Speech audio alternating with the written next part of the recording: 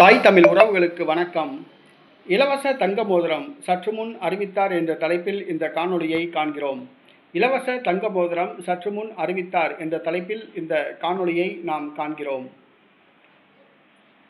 March 1ஆம் தேதி மு.க. ஸ்டாலின் பிறந்தநாள்.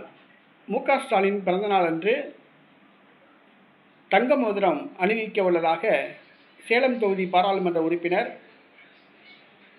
தெரிவித்துள்ளார். செல்வ கணபதி சேலம் தொகுதி பாராளுமன்ற உறுப்பினர் அறிவித்துள்ளார்.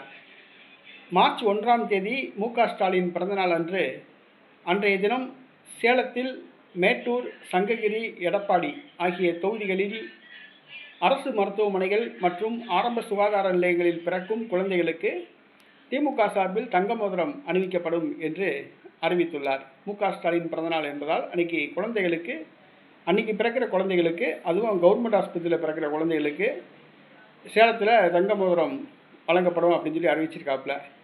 அப்படியே பொதுமக்களுக்கும் கொஞ்சம் வழங்கினா நல்லாயிருக்கும். ஏன்னா தங்க விலை ஏறி போச்சு. தங்கம் வாங்க முடியாத ஒரு சூழ்நிலை ஏற்பட்டிருக்கு. 2026 தமிழக சட்டசபை தேர்தல் நடக்குது.